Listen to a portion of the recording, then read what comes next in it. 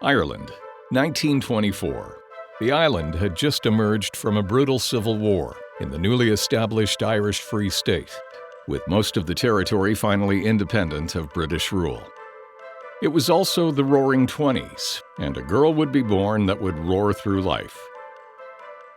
Honora Patricia Delaney, soon referred to simply as Peggy, was born in the Rotunda Hospital in Dublin, June 1, 1924. My mother, Peggy, would ultimately become the personification of her homeland's newly acquired autonomy, as a strong, independent, and fiercely proud Irish woman, in spite of, or perhaps as a result of, her early days growing up in one of the few Catholic families in a predominantly Protestant English area of Ireland's capital. The Delaneys had settled in Rathmines, an affluent suburb on Dublin's south side. Peggy's mother, Catherine Dundon, born in London, England, was of Irish lineage, from Limerick. Peggy's father, Michael Alfred Delaney, hailed from Castlereagh, County Roscommon. Michael grew up to be a young sailor in the Merchant Marine. He gained a sterling reputation as one of the fastest telegraph operators on the North Atlantic, traversing the high seas during the second half of World War I. Michael met Catherine Dundon and continued merchant missions between Ireland, England, and North America until 1922, when ultimately courtship won out over seamanship. With marriage imminent, Michael's days of shipping out were over, as Catherine would not have her husband away at sea. That was no way to raise a family. So, love prevailing above sailing, Merchant Marine Michael traded his wireless proficiency and uniform for a job on shore with suit and tie, and tied the knot with Catherine on November 30th, 1922. Following the arrival of Peggy were two more girls, Maureen, born April 23, 1926, and Kathleen, September 27, 1927, all growing up in a loving family, with Peggy, at age 3, exhibiting early signs of her gregarious nature, knocking on neighbors' doors asking to come in for a cup of tea, exuding confidence and a social nature that would be an intrinsic part of her character and charm through life. Peggy's younger siblings both eventually went on to become nuns, with their early start through Dublin's Mount Sackville Convent. Maureen, in 1943, at the age of 17, would eventually join the Carmelites. And Kathleen, in 1948, at 21, became a sister of St. Joseph of Cluny. Peggy, while not choosing a path through the convent, would do God's work in other ways, possessing a devout faith and a compassionate, benevolent nature that would, along the way, undoubtedly amaze even the good Lord above. Peggy commenced her primary school education at Louise Gavin Duffy's School Bridge, St. Bridget's. By the age of 7, her previously showcased confidence, along with being blessed with a beautiful singing voice, had her performing not just in front of family and friends, but for the entire country via the radio. In 1931, becoming the youngest act to appear weekly on Dorothy Day's Children's Hour on Ireland's national broadcaster, Radio Éireann. By age 7, she had also won her very first medal for singing in Gaelic at the renowned annual Father Matthew Feis, or Festival, and later received numerous other awards at Ireland's prestigious annual Feis Ceoil, or Festival of Music. Over the next several years, Peggy sang and acted on stage at the Rathmines Theatre Company. Leading a seemingly charmed life, things, however, took a tragic turn in 1940 when, at the tender age of 16, a serious bout of tubercular meningitis left Peggy totally blind, and the family totally in shock. But with the power of prayer, some luck of the Irish, and to the total astonishment of her doctors, she awoke one day and saw the light. Literally. Her sight had returned after being in complete darkness for nearly a year. In gratitude for prayers answered, Peggy started volunteering with nurses and underprivileged children at the hospital in Knock, County Mayo. Here, seated on a hospital bench during a break, you get a sense of her inimitable style, even in her youth. 17-year-old Peggy graduated school at Holy Faith Convent on Haddington Road, Dublin in 1941, receiving honors distinctions in Irish, French, and English. At 18, she was awarded scholarships from the Royal Irish Academy of Music and the Abbey Theatre School of Acting. While there, she was offered a screen test with Fox Film Studios of London, England. However, Peggy's parents wouldn't sacrifice her continuing education for her potential success on the silver screen. Peggy's colleague, Maureen O'Hara, 4 years her senior, did go to London for a screen test and eventual stardom in Hollywood. It wasn't long, however, before Peggy became a star in her own right across Ireland, as both a singer and commentator. In 1943, at age 19, she won the Golden Voice of Ireland competition. Then at 20, declared winner in the Irish press of the nationwide Announcer of the Year contest for broadcasting. At 21, while attending a cocktail party in London, Peggy met beauty maven Helena Rubinstein. Never apply new makeup without first removing all of the old. With the help of these two young ladies, I'm going to try to give you a few pointers on applying your makeup. Taken with the young Irish girl, Ms. Rubinstein sent Ms. Delaney a telegram the next day to arrange a meeting. Peggy replied that she was already committed that particular day and rescheduled. When the meeting ultimately took place, Rubinstein asserted, "You were free on Thursday, weren't you?" To which Peggy responded, "Yes, but your invitation sounded more like a command. I'm Irish, you know. We don't respond well to commands." The very next day, Peggy was declared the official Irish representative of Helena Rubinstein Beauty Products. If Peggy were to have a fragrance named after her, perhaps Eau de Moxie. Aesthetics and cosmetics became successful endeavors for Peg in the years ahead. Although the Helena Rubinstein contract only facilitated a year of national travel, a new vocational pivot would lead to international travel. Eager to see more of the world, Peggy's next step was onto an airplane. With the war finished, Ireland's national airline was now hiring, and in 1946, at age 22, Peg was selected by Aer Lingus. As a young gal in the 1940s, this particular job was as prestigious and adventurous as it got. 60 years later, Peggy recalled her third interview for the job, which was conducted by an Englishman with Aer Lingus management. And they were asking me different questions, and it came along to how many languages do I speak? And I said, other than English. And I said, two. One fluently, which was Gaelic, and I said, I have very good knowledge of French. I mean, I could read it, I can understand it. And Stuart Shaw sort of took the cigar out of his mouth and said, two.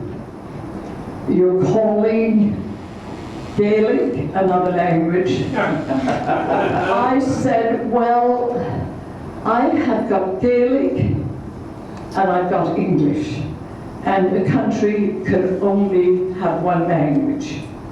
You decide what the language of Ireland is, and whatever you decide, I have the other. I got the job.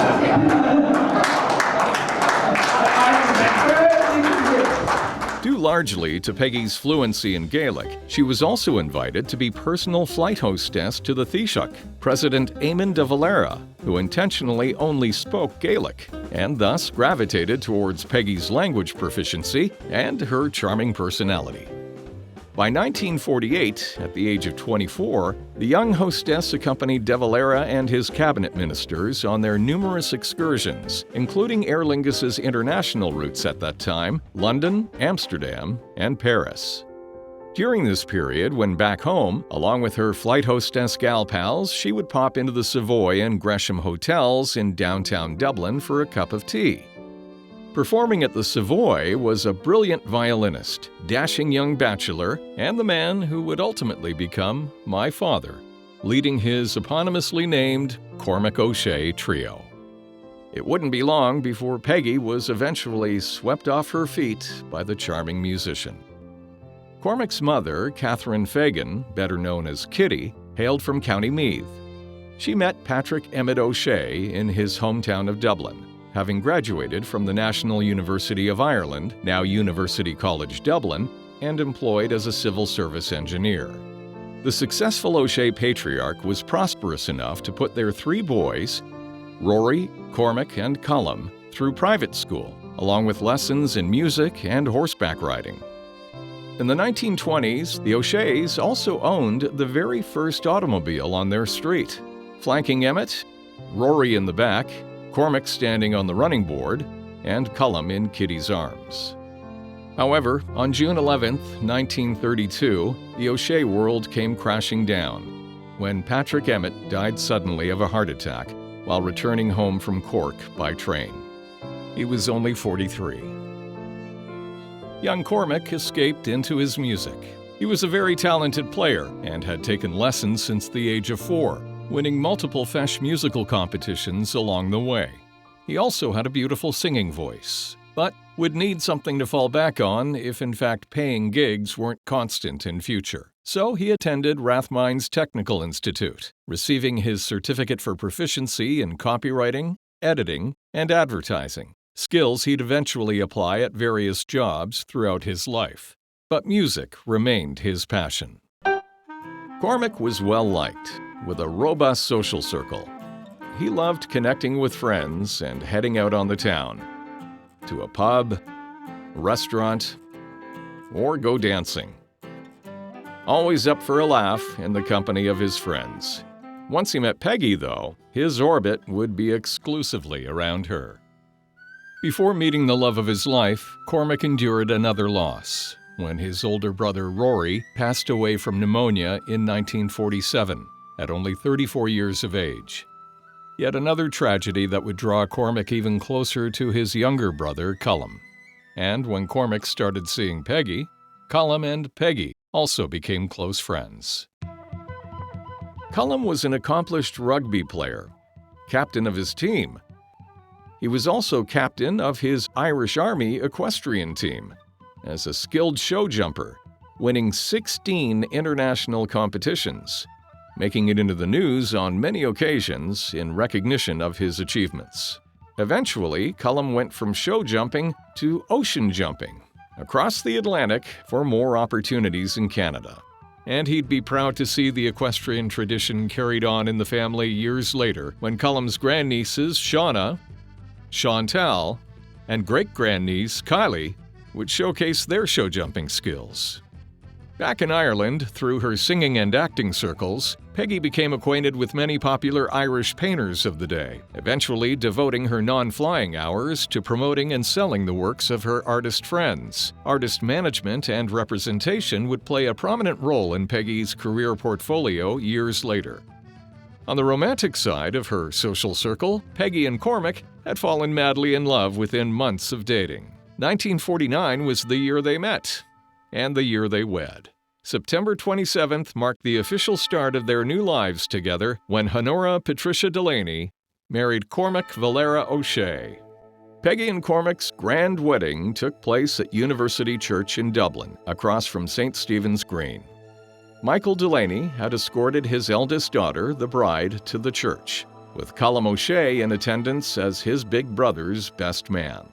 As young newlyweds, evoking Fred Astaire and Ginger Rogers of the same era, this picture of Mum and Dad is a personal fave. Not a care in the world, and the excited anticipation of what lies ahead. It was taken as they embarked on their first adventure as a married couple, flying off to Paris, where they lit up the City of Lights, from the shops and boutiques to the Palace of Versailles. As a foreshadowing coincidence, the young honeymooners met 4 Royal Canadian Mounted Police officers who were visiting Paris as part of a special delegation. Note the amazed look of the RCMP sergeant on the left. He's never met anyone quite like her. It would be a common gaze Peggy would be on the receiving end of throughout her life. Being a routine Aer Lingus destination, this wasn't Peggy's first time in Paris, but it would be her last. After more than 3 years of adventures as head flight hostess, the airline's policy for female employees was to discontinue employment if they married, to tend to her husband, the household, and so she could properly raise a family. It was 1949, after all. So Peg officially left her high-flying status for more down-to-earth roles, which soon included that of a devoted mother. The young couple welcomed their first child on July 30th, 1950, Maria Elizabeth. 18 months later, January 25th, 1952, Maria had a new baby brother when Patrick Michael O'Shea was born. At Radio Éireann in Dublin, the position of announcer had opened up. Peggy's diverse talents prompted her to audition for the gig, this time vying for the on-air role along with 6 female and 61 male applicants. But she was awarded the position as one of the first 2 female news presenters in the radio station's history and returned to the familiar medium from her youth. Around this time, with an unstable Irish economy, Cormac decided to make a bold move and follow his kid brother Colm across the Atlantic to Canada, like so many other Irish before them and since, in search of greater opportunities. He would send for the rest of his young family as soon as possible. In March of 1954, the O'Shea patriarch reunited with his brother, who had found his way into the world of television production in Toronto, eventually forming his own production and distribution company, Colm O'Shea Limited. As of the fall of 1954, 7 months later, Peggy, Cormac, and the children would once again all be living under the same roof, in a new city, in a new country, on a new continent. Peggy immersed herself in various career interests and continued pursuing her passion for the arts, with acting, singing, fashion, aesthetics, and art. She also had a very strong sense of community through volunteering and fundraising. Perhaps the seed for fundraising was planted at a very early age while going door to door back in Rathmines, as Peggy later recalled. I had to go to my neighbours. I was 3. My grandchild, Rory's daughter Tegan, I think is going to take after me a little. I used to knock on the neighbour's door and say, "Good morning, Miss Haddon." 3. My father told me this afterwards. "I've come to visit." And they would say, "Come in, have a glass of milk." And I would shout and then go off. Or they would say, "We're busy today." And I'd say, "All right, see you tomorrow." And I go off to the next person. So that's where my fundraising started. And when it came to fundraising, she not only talked the talk, she walked the walk. Literally. In 1956, the mother of 2 set out on a very, very long walk, 26.5 miles, close to 43 kilometers, to raise money for the United Way. 1956 was sadly also the year Cormac lost his mother. Kitty's passing in Dublin must have left him feeling completely untethered to the land of his birth, with his last remaining family member in Ireland now gone. But, as is the cycle of life, the following year, Peggy and Cormac welcomed their first Canadian-born child, Colm, arriving April 6, 1957. Almost 2 years to the day after Cormac lost his mother, Peggy's mom, Catherine, also passed away in Dublin on August 26, 1958. It was also 1958 when a tectonic shift in the O'Shea family dynamic occurred, as Cormac and brother Colm had a massive falling out. No one knew the precise reason. No one ever knew, except for the brothers themselves. As they say, the only thing constant is change, and another change of address and change of diapers came when the family moved from uptown to midtown, 177 St. Clair Avenue East, along with the arrival of Peggy and Cormac's second Canadian addition to the family, me, Rory, born August 21, 1962. By the time I was 2, the family had been together in Canada for the better part of a decade. But that upcoming milestone anniversary would also be tempered by loss. On July 28, 1964, Peggy lost her loving father. Michael Joseph Alfred Delaney passed from lung cancer at the age of 67. Around this time, Peggy had secured a position with Avon Cosmetics, eventually becoming district sales manager. She was tireless. But you know what they say, all work and no play. Well, Peg returned to play, to perform in a play, landing on the stage in the 1966 production of Ulysses in Nighttown. Based on James Joyce's 1922 literary masterpiece Ulysses, Peggy, in her element in the limelight, played several characters in the stage triumph. The play's literary consultant was Canadian academic Dr. Marshall McLuhan of The Medium is the Message fame. In 1969, Peg traded her trademark high heels for running shoes, once again for another worthy cause, completing the staggering 32.2-mile or 52-kilometer walkathon Miles for Millions, raising money for the impoverished of Africa and South Asia. In October 1970, Peggy's oldest child and only daughter, Maria, married North Bay, Ontario native Richard Gauthier. Barely 20 years old, newlywed Maria moved out and moved on to start her new life. In 1972, Peggy joined Sacred Heart Children's Village in Scarborough as a caregiver at night for emotionally disturbed children, working 11 p.m. to 7 a.m. As Peggy recalled, "They were tough children. I had a knife held to my throat more than once." And then by day, she was director of the London of England Finishing Academy in Yorkville, managing the daily schedule of events while mentoring countless young women. With her background in etiquette and elocution instruction, fashion, modeling, and aesthetics. By this time, with Maria now married 2 years, and Patrick also out on his own as a free, adventurous spirit exploring Canada with his girlfriend, Peggy, fraught with the decision, but ultimately realizing it was best for her and her 2 youngest children, separated from Cormac to create a more structured life for herself, Cullum, now 15, and me, age 10. They remained best friends. They simply couldn't remain together. Peggy had a rock of support in her friend Jerry Kenny.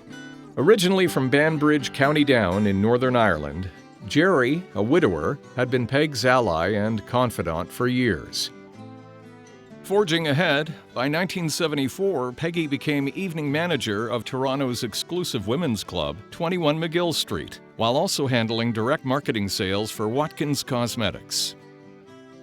The following year, she landed her dream job, appointed art curator for the Timothy Eaton Company's prestigious flagship store at College Street in downtown Toronto. However, a year later, 1975, brought sad news for the family as Cormac's brother Cullum died suddenly of a massive heart attack on the tennis court near Yonge and St. Clair. Cullum and Cormac never reconciled and were estranged for almost 2 decades. In 1977, Peggy's career path saw an exciting transition from Eaton's College Street to the newly built Eaton Centre just blocks south at Yonge and Dundas, to preside over its beautiful new art gallery on the 14th floor. Always keeping her finger on the pulse of Toronto's Irish community, that same year Peggy was elected by her peers to be mayor of the Shannon Pavilion for Toronto's Caravan Cultural Festival. Here's the mayor herself on stage at the Irish Pavilion location. While Peggy was no stranger to the stage, she never really needed one. Our apartment suite was a sweet hotspot of hospitality in the 70s and 80s. Her get-togethers were legendary. It was a cacophony of great conversation, laughter, live music, and of course, Peg treating her guests to her wonderful singing voice.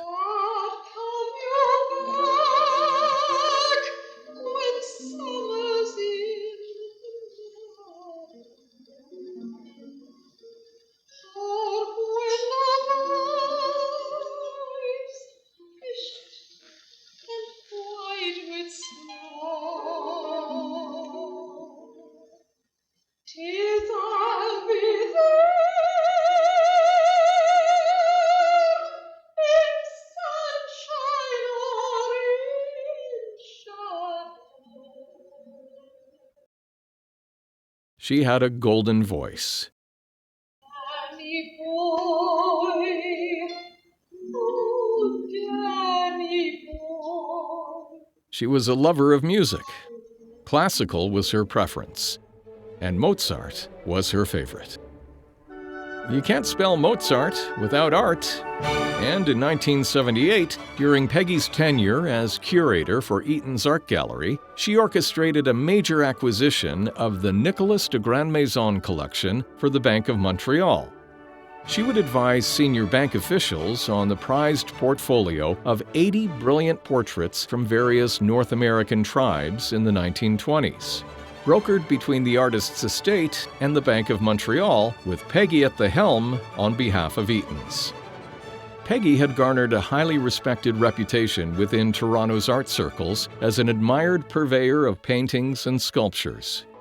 Pictured here in 1979, along with fellow Dublin native and future Lieutenant Governor of Ontario, Hilary Weston, Peggy was invited to be a founding member of the Ireland Fund of Canada and was appointed the first executive director. Heading into the new decade of the 1980s, Peggy would embrace new challenges. She would also embrace her first grandchild, Chantal Honora, born to Maria, now a teacher, on June 19, 1981. I miss her advice. I knew every time that she came for a visit, or we were going to go visit her, that, she would ask questions, want to know what's going on in her life, even as a little girl. A lot of it was around, manners and etiquette, which was important, especially as a little girl. But I feel like those particular pieces of advice really helped shape who I became as an adult. What do you remember most about Nana? The hats, obviously, the heels. The time that she didn't wear heels and wore sneakers, and it was like, what's happening? That was fun. I liked seeing her dress down at the farm and, put on sneakers and go around the horses and go for hikes. She'd be up for pretty much anything. Yes, that's Peggy on the toboggan. At age 81. Here we are on the verge of 2006. Oh my God. A little holiday fun outdoors. Mom waving as if she's in the Santa Claus parade. I love it.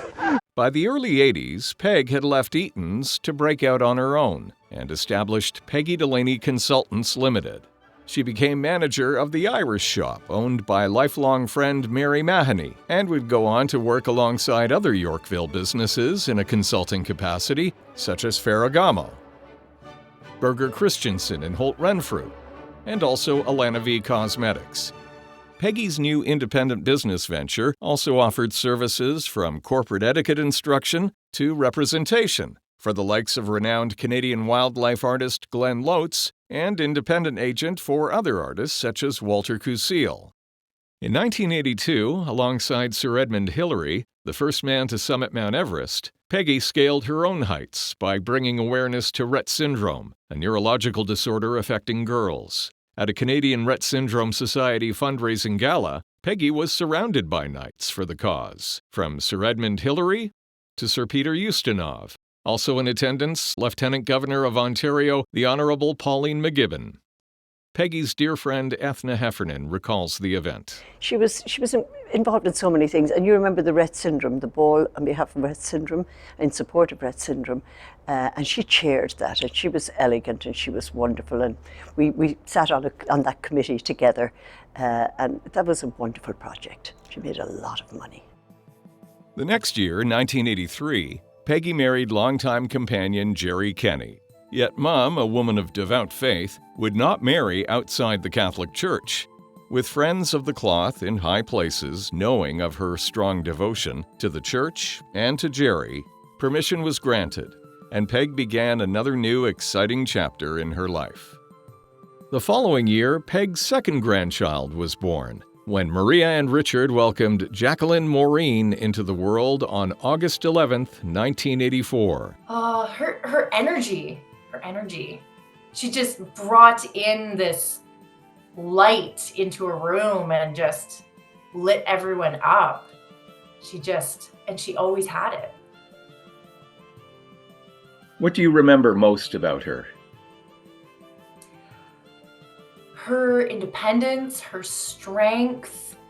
To me, she was a trailblazer, and I don't think I quite realized it until I got a bit older, but she could do anything, and she did almost anything that she wanted to do. And so this spread, not only to women because she was such a strong woman, but I think it spread to everyone that she encountered. And the circle of life manifesting once again, with Jacqueline's middle name namesake, Peggy's sister Maureen, passing exactly 2 weeks later.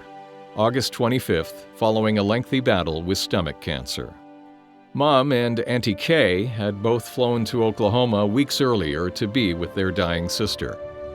It would be the last time the three would be together. Peggy returned home to Toronto to resume work with her business, and through Peggy Delaney Consultants Limited, included the role of head consultant with the Etiquette Institute, where she was in high demand, conducting workshops on deportment and manners.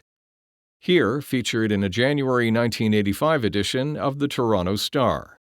3 months later, April of '85, her youngest child, yours truly, moved to Alberta. Continuing the family tradition of broadcasting, from Michael Delaney's radio telegraphy proficiency on the high seas to Mum's on-air presenter role on Radio Erin, I was third generation pursuing a similar communications career path. And after barely a year with my first radio station, CKAR in Oshawa, opportunity knocked and I opened the door to a new station in Calgary, and off I went. For Mum, one baby may have left, but another arrived 1 year later, when Maria's third child, another girl, became Peggy's newest grandchild, Danielle Ashling, born April 18th, 1986. She was just always very much a light. And she just always had a way of making you feel she saw you for who you were and always made you feel like that was good enough and it was okay. I feel like she was such an early, ahead of her time, staunch feminist, and I feel like she expected a lot of us as girls and of my mom as a woman. Peggy loved children, her own brood, her grandkids, and those that needed extra love. Raising awareness and funds for less fortunate children in Toronto, Peggy volunteered for over a year to help make a difference for the inner city angels. Before the decade expired, another grandchild arrived when Maria and Richard were blessed with you guessed it, their fourth girl, Shauna Elise, on May 10th, 1989. She taught me perseverance. She did so much. I can't believe half the things that she did, even as she was, older. The committees and everything that she did. It's just never give up and keep going. What do you miss about Nana? Her fun-loving personality, always willing to do anything. The same year Shauna was born, 1989, sadly ended on a very somber note, as Peggy's life shattered with the death of her soulmate, Jerry. Despite Peggy's grief, or as a result of it, she faced the new year and new decade with a stoic resilience and seemingly bottomless reservoir of energy from which to draw for the road ahead. A road that would be long, adventurous, and highly prolific for Peg. Now 65, the Celtic Wonder Woman appeared to be just ramping up in life with efforts to do more, contribute more, volunteer more, work harder, play harder, and make more of an impact on those around her and beyond her. Inclusion of everybody and trying to think of everybody and being just so thoughtful. We would go to people's houses at Christmas or after Christmas, and she made sure she had gifts for the children and chocolates for the adults. Card writing to everybody. I still maintain that. Thank you cards, happy anniversary. She just remembered everybody, and she was always doing a million things a day. And I'm turning into Mummy, oh my God. I would start a sentence and not finish it because I'm thinking of so many things and not because I can't remember the words.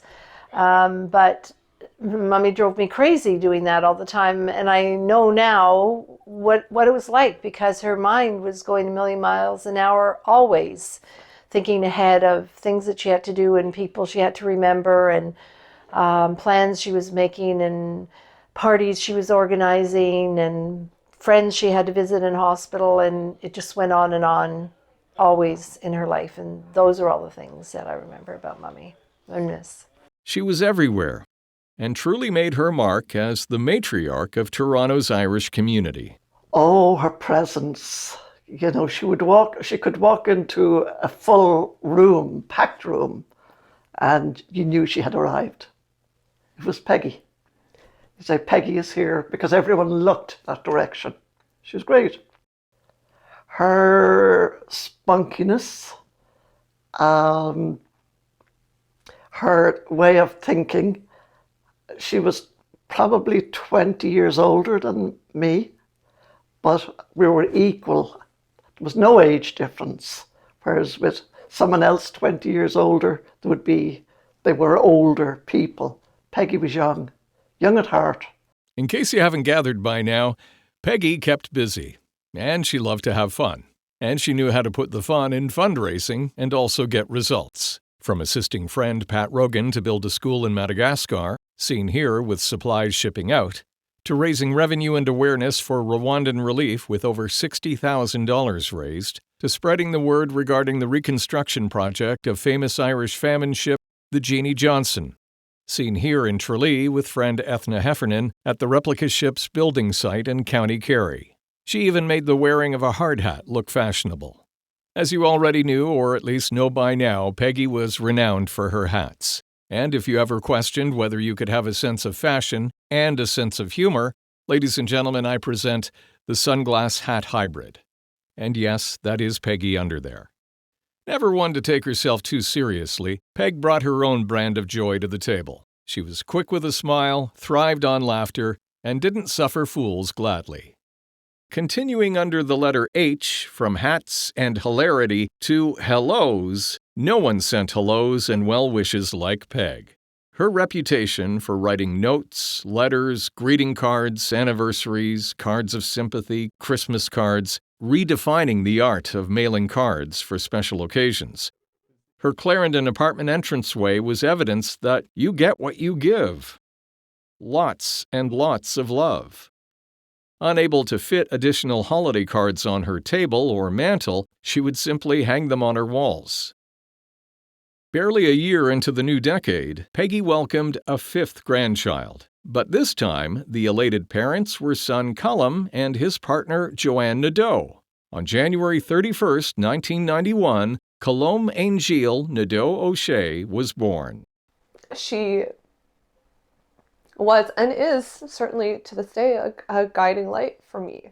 I miss how she made me feel, which was the most special, brilliant, adorable child, you know, everywhere we went with her, people would stop and say hi, and, I just felt like I was in the presence of a celebrity, which I was, so that was cool. Well, I miss her positivity and her encouragement and her support. She was very supportive to me, very supportive. I would say that I miss her more than I miss my own mother. Oops, but that's the truth. One time, I had severe PTSD from driving on the highway when my family was involved in a very bad car accident, and I told her I was going to potentially leave my job of that time, 20 years, and look for something else. And she said, no, you don't need to do that. She says, you don't need to drive on the highway. You can drive on side roads, and you can plug in, what is that called? She says, I think it's called Bluetooth, but you plug something in, and she said, and you can talk to customers while you're driving on these lovely country roads and relax. And that was the best advice that anyone could have given me, because I was ready to quit. And I did that, and I had a relaxing job. Basically, don't give up. Try something new. Try something different. The following year, 1992, after an 8-year stint in Alberta, I returned home to Toronto when hired by Q107, a station where Peggy became an instant listener fave when featured on my broadcasts over the next 6 years. In fact, she was so popular, the station created a special Mother's Day promotion featuring her, even in the on-air promo for the upcoming event. Right, son, and we'll share embarrassing childhood stories. No, we won't. Keep listening for your chance to join Rory and myself for special psychedelic Mother's Day brunch at the Hard Rock Cafe. Q, 107. Her announcing Nickelback for you on the air. And how did it come out? Yeah, Nippleback. Who names these bands these days? I'll never forget that. In 1993, Peggy was approached by the same woman who, 20 years earlier, had commissioned her to be manager for the London of England Finishing Academy to now help oversee a store for her new aesthetics company. Knowing full well Peggy's brand strength, savvy business skills, and ageless beauty, it was a smart business choice. Peg accepted the offer and tapped her early experiences with Helena Rubinstein, Avon, Watkins, and Alana V Cosmetics as executive consultant with the Celtic Center, a position she held for 15 years, until the age of 83. She liked keeping busy. Part of that workload included being producer of the Toronto Rose of Tralee Festival for years. She was a one-woman machine, securing sponsors, dealing with marketing and media relations, mailing her handwritten invitations, and hands-on with every detail.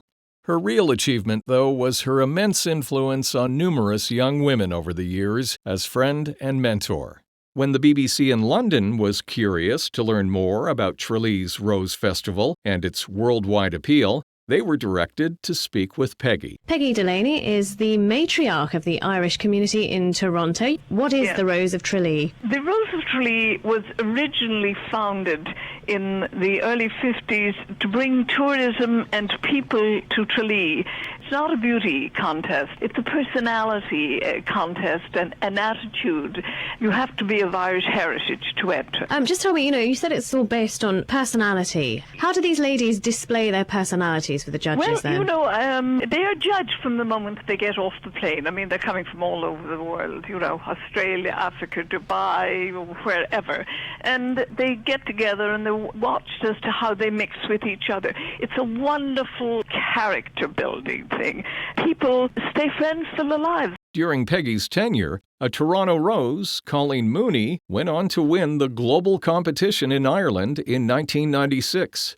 The first time ever a Canadian representative was crowned International Rose. So my first memory of Peggy was at the Toronto Rose Ball. All the contestants were on the stage, and she was called up to say a few words. And this woman came across the floor with this gorgeous hair up onto stage to say a few words, and the elocution, the diction. And later on, I would come to realize that she was a radio announcer in the past, which made total sense to us, right? But just the way she captivated that crowd with her words. And every time I met her there afterwards, the way she spoke, the way she made you feel like you were the center of attention was always very impressive to me. She was a woman that I hoped when I was at her age, I would have that joie de vivre. She just had this way of engaging with people and just witty and charming and really genuine, honest and sincere, right? She was a fabulous woman. What impact did she have on you during that Rose of Tralee experience? Well, when we were in San Francisco in the fall of that year, we were down there for like the North American Rose of Tralee conference or something like that. And we roomed together, we were roommates. And during the day I didn't have to go to meetings, I was allowed to go out and just explore the city. And she was very motherly, wanting to make sure, where I was going, what I was doing, but at the same time, very much about seize the moment, go out there, explore. You'll never experience this again, Colleen. Make sure you really live in the moment and take all these experiences. And that's what I tell the Roses. I was just having this conversation with Roses right now tonight, saying the same thing. Live in the moment and experience everything you possibly can. And I did. Colleen was Rose in 1996, and 20 years later, Peggy's granddaughter, Colombe, would deservedly win the crown in her own right and represent Toronto in Ireland in 2017. She taught me that I can do anything. I mean, what she accomplished is just unbelievable. And I've had that example to look up to my whole life. And I'm so grateful for that. In the early 90s, Peggy traveled to Grosse, or Large Island, on the St. Lawrence River by Quebec City as part of the Irish contingent Action Grosse, campaigning to have the Memorial Island recognized as a National Historic Site to commemorate thousands of Irish quarantined on the island. During the worst famine years, from 1832 to 1848, over 5,000 Irish were buried in the cemetery there, having died en route or on the island itself. It was the early 90s when this came to pass, and there was different opinions within the Irish community about the famine and raising the whole spectre of the famine because it's controversial and it brings up the whole subject of Irish history and the role of Trevelyan and the British government in the famine and all of that. And so there were a number of people who just thought, just let sleeping dogs lie. The Irish community is being integrated very nicely, so let's not draw attention to this. But Peggy wasn't one of those. Peggy realized the importance of the island, and also she had a lot of influence with a lot of people in the Irish community, some of the movers and shakers and business community and that, who would listen to Peggy. So, but also she made a stand in terms of Action Grosse. She realized what Action Grosse, the committee, was trying to do, and she fully supported it and actually did make the pilgrimage to Grosse when a group of us went. In early 1997, Peggy coordinated the visit of Ireland's Special Olympics team to Toronto and Collingwood. The team returned home with 14 medals. Remarkable, considering the events included downhill skiing, not exactly a competitive sport on the Emerald Isle, nor would any winter sport be. A marvelous achievement and an experience that had Peggy, again, beaming with pride, making special connections with each and every one of the visiting athletes and memories for a lifetime. That same year, Peggy established, organized, and hosted the Toronto Irish Community Awards, recognizing excellence in all fields: politics, business, media, the arts, philanthropy, and volunteering. The event was another way Peggy gave credit where credit was due, showing appreciation to community members who worked hard in making a difference. The Irish community returned the favor, showing Peggy how much she was appreciated by orchestrating Hats Off to Peggy, with friends and family gathered in honor of the lady renowned for the many hats she wore, literally and figuratively. More honors followed, with Peggy selected as Grand Marshal of 1997's Toronto St. Patrick's Day Parade. She humbly accepted, but refused to lead the procession from the back seat of some convertible automobile. No. She chose to hearken back to the parade's roots of the 18th and 19th centuries when the Grand Marshal led the festivities on horseback. Leading up to the big day itself was a media frenzy. At the request of a newspaper photographer, Peggy's parade partner, an Appaloosa gelding named Cinnamon, was escorted into a pub to accompany Peg, putting the pub in publicity photo. Also proof that you can lead a horse to water, but Guinness is better. On another occasion, a photo shoot had Peggy posing on her horse in full regalia. After 45 minutes of patient posturing, Mum dismounted and gave Cinnamon a farewell hug. That was the photo published.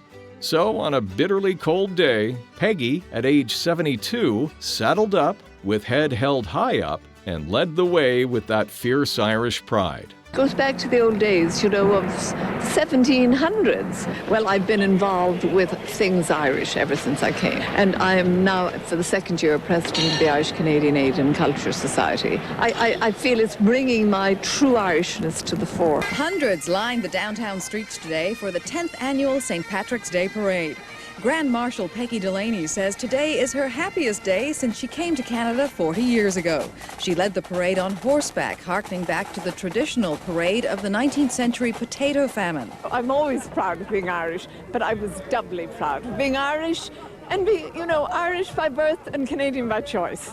When asked what brought out the best in Peggy, her friends knew. I think people needing her and needing, and just sort of, she brought an elegance to everything, and I think she knew that. She raised every event to another level, which was a gift that she had, and because of her own elegance, but also because her standards were so high that she insisted that things were right, and she was always right. In fact, Mum would often say, "I'm not always right, but I'm very seldom wrong." a declaration made with her Irish grin and tongue planted firmly in cheek. Part of her responsibilities with the Irish Canadian Cultural Society was keeping the community apprised of activities and events via the Toronto Irish News and bi-monthly messages she wrote as president.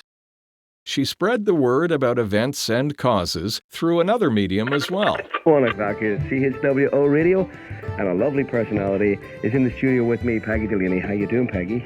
Hello, Frank. I'm very well, thank you. How are you? And thank you very, very much for inviting me. Our first guest on the show is the one and only Peggy Delaney.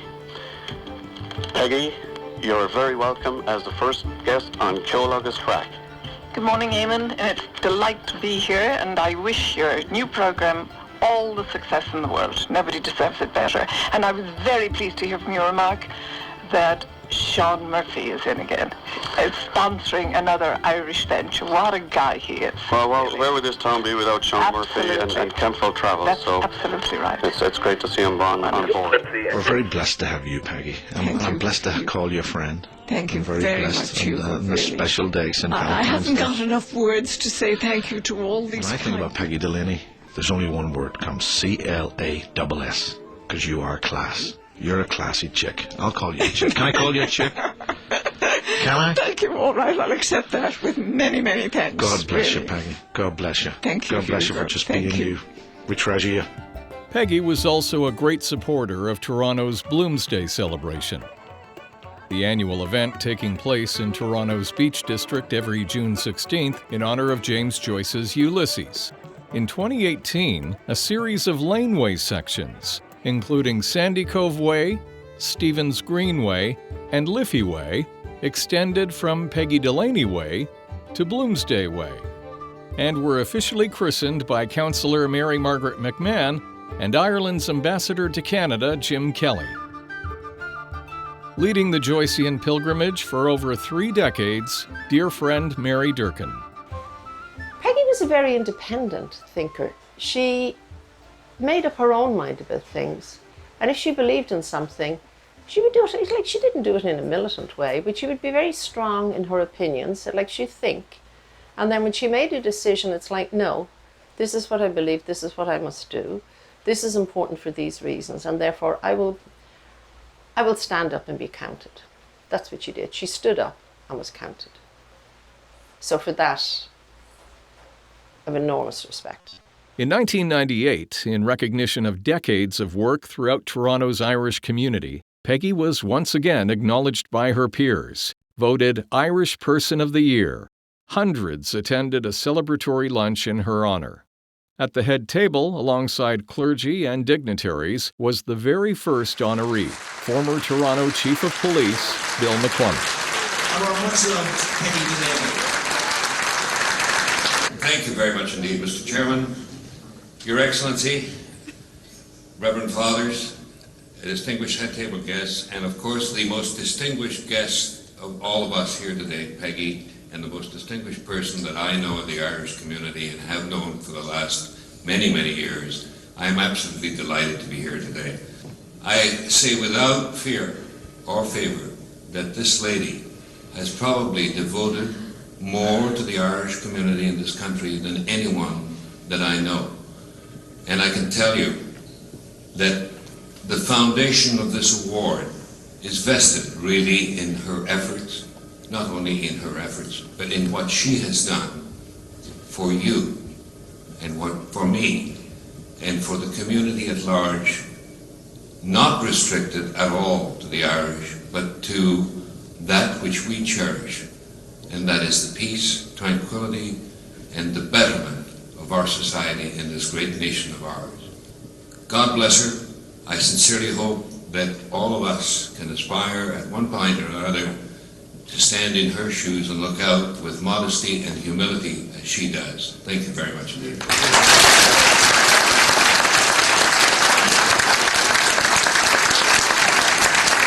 Dear friends, thank you from the bottom of my heart for sharing this wonderful honour with me. I think it's possibly, at this stage of my life, the happiest day that I've enjoyed. People say to me, are you excited? Are you this and what are you? And I said, it hasn't really sunk in yet. But today, when I realized that this is the day, and I had such a horrible dream last night, I dreamt that I woke up at 20 to 2 in the day and that I'd missed the affair. It was a dreadful dream. And I didn't know whether not to turn up or whether to turn up late. And I thought, I was going through streets and I was going through this closet that somebody said I have. Actually, I have a very modest closet, believe it or not. It's just, I wear different hats, the same suit, so you can all take a line from that. Looking around and seeing so many people that I know and have been good friends, and people that I haven't seen for a long time, and people who, God forgive them, are not even Irish. But they're just accidents of birth. I mean, they can't help that. We won't hold that against them. It has been a very, very joyous day. And I pray that God will spare me for another few years to finish some of the things that I haven't started yet. God bless you all, and thank you so much.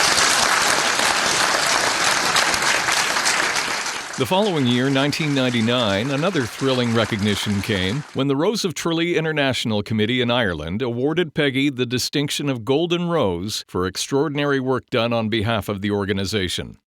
Of course, she was proud to be Irish, but she was equally proud representing Toronto at the international event, flying Canada's flag. Sadly, while in Tralee, she lost her oldest flag waver. Pops was gone. Able to read music from a very young age, he could play gorgeous classical compositions one moment, then transform his violin into a fiery fiddle for a blistering Irish jig. On August 29, 1999, after several years of deteriorating health, the O'Shea patriarch passed away in hospital at the age of 81. If you ever go across the seas to Ireland, Pops was just a lovely guy, a real gentleman, very kind, generous, soft-spoken. You didn't hear him say a bad word about anybody. So talented. Oh, he was so friendly with everybody. He got along with everybody. He was helping everybody, meet people. Oh, God. I miss listening to him talk. He was, like, his voice, he was always so sweet. Daddy was such a gentle soul and charming, and he was like a little boy sometimes. He was just kind of lost. And his music, entertaining people, and his laugh, and his just love for people too. He was so sociable. And he loved family. That was the most important thing to him. And his adoration of Mummy. For Mum, a new millennium brought new causes to champion. While a devout Catholic, she had no issue challenging the church when it came to something she felt passionately about. Elmbank Cemetery, with its centuries' worth of early Irish settlers, was her new cause. By 2001, Toronto's Pearson International Airport was expanding with new runways, and the cemetery was in its crosshairs, or Celtic crosshairs. Peggy was part of a group from the Irish community in support of a Celtic cross to be included in the relocated graveyard. However, the Archdiocese stated that since no Celtic crosses were present in the original graveyard, it would not be historically accurate or appropriate as a symbol representing the hundreds of Irish buried there between the 1830s and 1930s. Interviewed by CBC's Avril Benoit, Peggy went head-to-head on the headstone matter with an Archdiocese representative. On the line now is Peggy Delaney, past president of the Irish Canadian Aid and Cultural Society. Good afternoon. Good afternoon. First of all, just to hear your point of view on this, why did you want it in this cemetery? Because as a memorial to all those people who suffered and died there and who worked very hard. Now, they could not have one back then. For what reasons? The Catholics in Ireland were not allowed to vote, were not allowed to do anything in the 1800s. It was under British rule. Catholics died for their faith.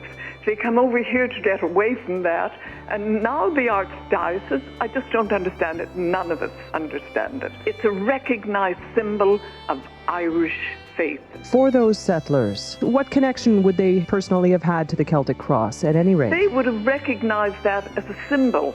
The symbol of the Celtic cross was made by St. Patrick when he did come over to Ireland and tried to get all these savages and all these people who had no faith into Christianity. He took up a stone, he drew a circle on that stone, represented God's love for everybody, an unbroken circle. Inside it, he drew a cross. And from then on, that symbol, in many, many forms, has been a Celtic cross. That was the first Celtic cross. It's all over Ireland. By October 2001, Elmbank Cemetery had been relocated a short distance northwest of the airport to within Assumption Cemetery, with Celtic crosses engraved on the memorial, and alongside more recently buried Irish souls in the adjacent plots, a Celtic cross itself. For Peggy and Toronto's Irish community, mission accomplished. Peggy always looked at the big picture. A lot of people didn't go that far looking at the big picture. They had more of a conservative mind, and I think that was what she had to battle a lot. What brought out the best in her? What brought out the best in her? People, busyness, being active. She loved being active. She wasn't one to sit around. She just had to be on the go all the time. What drove her? What was her motivation? Motivation, well, within the Irish community was to make the community a better place, to raise the profile of the Irish community. And she saw things that were possible that most of us couldn't see. For instance, the Toronto Irish Players and their gala, their opening night gala, they would say, no, we can't do something like that. You can't charge people $50 for a ticket for a gala opening night. And Peggy would say, well, if you don't ask them, they never will. And that was her thinking in everything. And I think that, in a way, was a block because people didn't think broadly like that. Peggy did. If there was ever a host with the most, it was Peggy, organizing TIP's semi-annual fundraising galas for over 5 years, producing sold-out events to great acclaim, her elegant presence welcoming guests for opening night premieres. This is what it's all about. If it didn't end up like this, I could not write my invitations and think, who will I invite? No, I'm not writing for them. And I've got to tell you a funny little story about the last invitations. I checked everything, checked the invitation, did the whole thing, the date, the telephone numbers, the outside, went into the inside of the invitation and discovered the apostrophe was missing. How many people noticed that? I did it. I sat down and I put in physically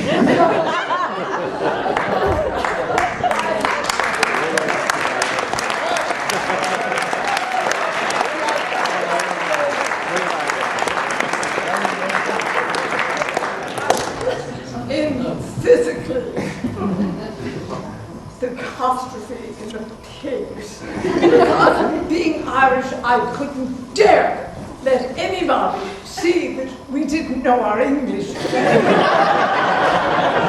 Peggy! Of course, the Irish love a good party. And with Mum's 80th birthday approaching, boy, did we have one planned. Before we go tonight, Irish Eye smiling on a special lady celebrating a very special birthday tonight.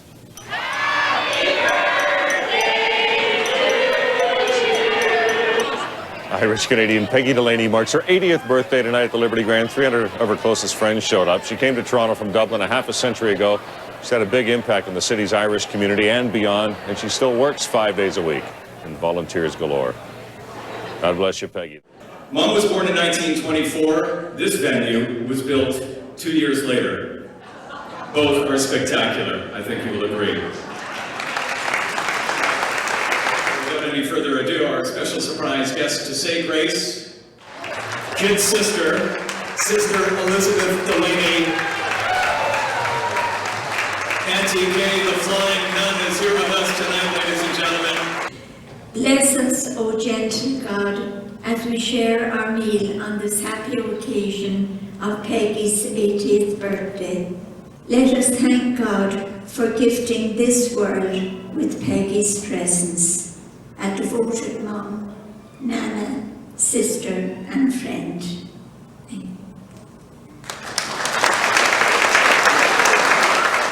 I want to bring greetings to Peggy and her family from Martin Burke. Am I doing this properly? Martin Burke, the ambassador to Canada from Ireland, who couldn't be with us tonight. I've had the pleasure of knowing Peggy for quite a long time, but probably not as long as some of the people who are here tonight who pay homage to this rather extraordinary moment. And the fact how extraordinary she is manifested by the number of people here tonight. Peggy, may God bless you, and keep on doing what you're doing. Peggy, you're beautiful. And of course the secret of Peggy's ageless beauty is her loving life. She gives, and in giving love you receive love, and that's evidenced by the gathering of love that's around you tonight. And we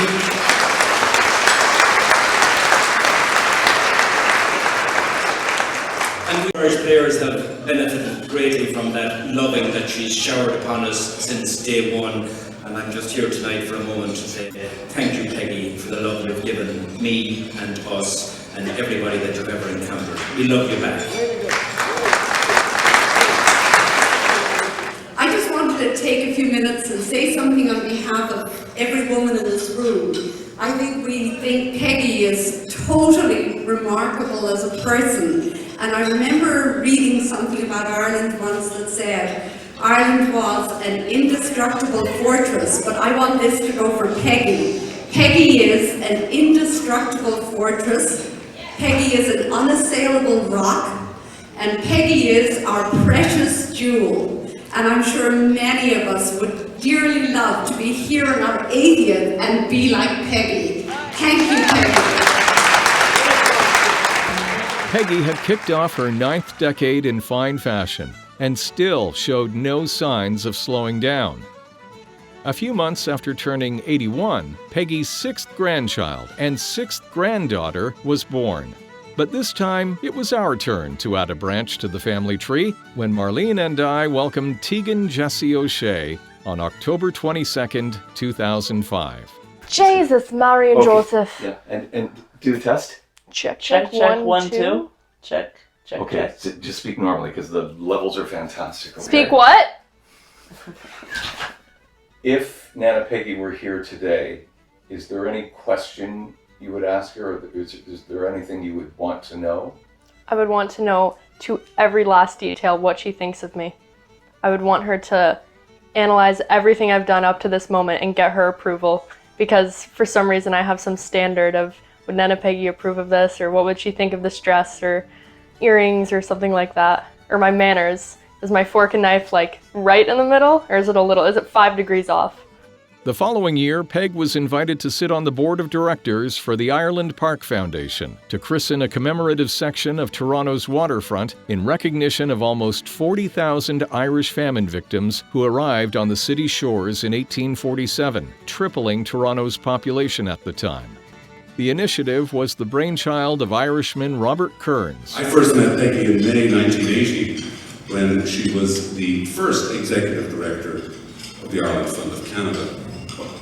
She made an extraordinary contribution at that time, and I discovered that she had an ability to engage people, not just financially, but emotionally, and to create goodwill within the community. She went about that with generosity, discretion, confidence, energy, inspirationally. And I believe she has much to teach us, and I feel that I have learned a lot from her. She closed out 2007 with the arrival of her 7th grandchild. lo and behold, it would actually be a boy, as Marlene and I welcomed our second child, Dylan Cormac O'Shea, Peggy's first grandson. Usually photos of me like with building blocks or something, because one of my only memories of her is I was in her apartment and I was, just putting the building blocks on top of each other. You guys were talking in the foyer about something. I was just putting those building blocks together. What brought out the best in Peggy? Her children, her grandchildren, the Irish community, any Irish initiative that needed to be tackled, addressed, that brought out the best in Peggy. I brought out the best in Peggy. She loved coming over to our house. She loved spending time with the kids. And we'd always have a glass of wine and a giggle.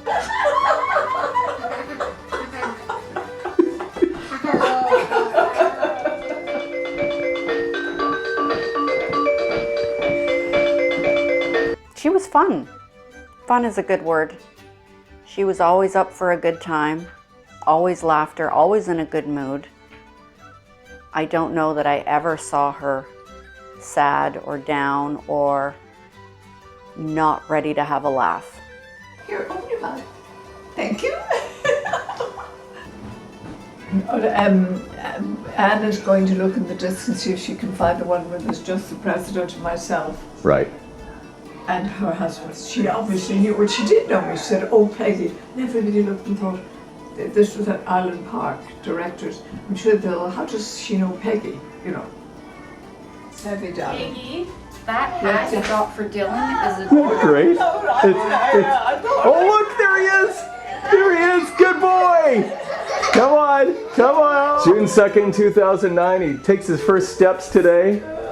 And he almost took his second steps there. Peggy, fond of displaying tasteful coffee table books, would now be featured in one, as one of 150 prominent Irish immigrants to Canada since the 1950s in the 2008 book, A Story to be Told. With 4 children and 7 grandchildren, Peggy's progeny expanded further still. So, you're going to be a great-grandmother. When Chantal gave birth to daughter Kylie on September 28, 2008, followed 13 months later by baby brother Colton, Peggy's second great-grandchild while still with us. Oh my God. So, you lived to see the day. Her grandchildren kept Irish tradition alive and well within the family, from a love of horses and show jumping through Chantal, Shauna, and Kylie, to Colombe being crowned Toronto Rose of Tralee, and Tegan embarking on a 13-year run of Irish dancing. And Peggy was around to witness the very start. That same year, 2009, Peg returned to her acting roots with a role in the TV documentary Death or Canada, portraying a sick famine victim praying in Gaelic. While on a sickbed in her performance, it was also, as it would turn out, art imitating life. For what should have been a more restful, relaxing time in her later years, she endured her toughest challenges health-wise. She also had several bad falls, the worst en route to a ribbon-cutting ceremony at Dora Keogh's on the Danforth. Restaurateur and dear friend John Maxwell with the story. Peggy's appearance was somewhat delayed. We became slightly concerned when she didn't arrive, as she normally would, early or even on time. But 5 minutes after the appointed moment, she did appear, somewhat dazed and looking slightly disheveled, in other words, totally uncharacteristic for Peggy, and disclosed that she had fallen down the subway stairs on the way to Dora's.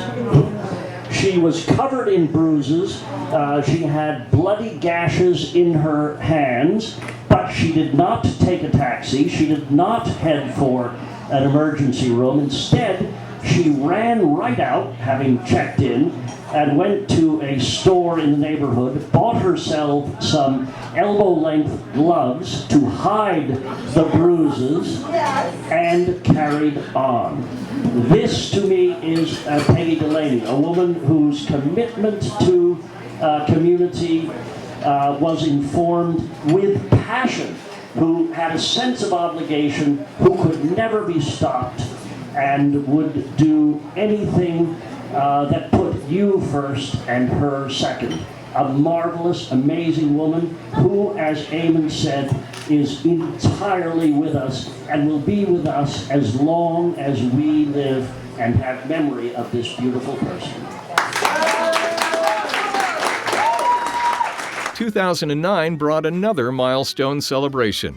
Peggy's 85th birthday luncheon amongst 40 close friends, flanked by Irish Ambassador Declan Kelly and wife Anne. It's the spirit of Peggy who just keeps busy and keeps going. My own little personal anecdote, down here a few weeks ago when we had the minister, Eamon O'Queen, so we're together with Peggy and we're at the lecture up in St. Mike's on the famine. It was great. Then there's a cocktail reception afterwards. Before we have time to change whatever, we're over at the Grosse at Tralee. There's Peggy again, we're there, and Michael and Anne are there, and it goes on till 12:30 that night. I'm absolutely shot at this stage, back to the hotel, because we're down to Ireland Park with Robert for 10 o'clock, and there's Peggy. I was about to feel a bit tired for myself on that occasion, and feel a bit whatever, but you look at Peggy, and that's the great thing. You see, in the end of the day, it's all about leading by an example. You can be a great talker or a great writer, but the people I take my hat off to as doers. And I see around this table are the people who do in the Irish community, people who do the things, they don't talk about the things. And Peggy, again, is the embodiment of that here. So I got to tell you, to discover today, I, a mere ambassador, was born on the same day as Peggy Delaney. But I got to tell you, it has made my day.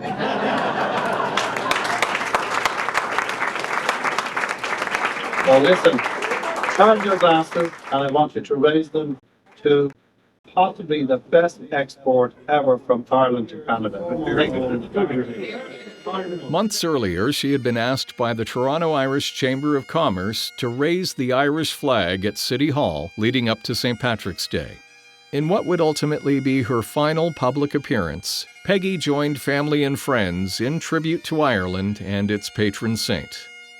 Following the singing of the Irish and Canadian national anthems, and on a beautiful sunny day at Nathan Phillips Square, with Ireland's ambassador and wife in attendance, Peggy spoke eloquently to those gathered, and then raised the tricolour with determination, pride, and a velocity worthy of a Guinness World Record.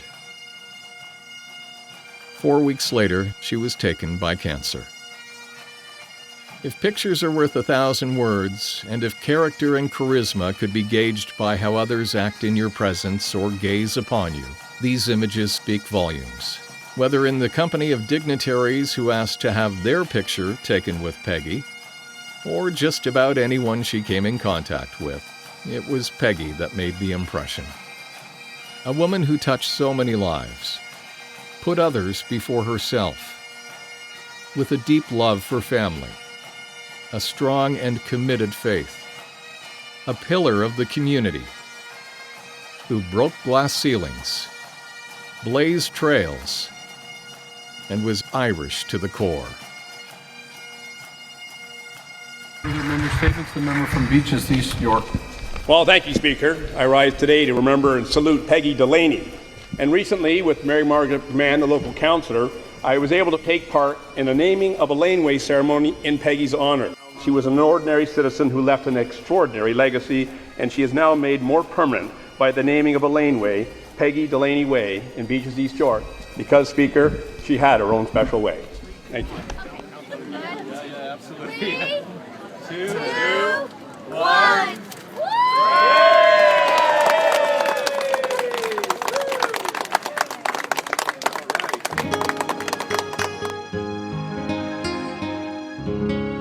If ever I go back again to Ireland, it may be at the closing of my days, just to see again the moonrise of a Claddagh, and watch the sun go down on Galway Bay.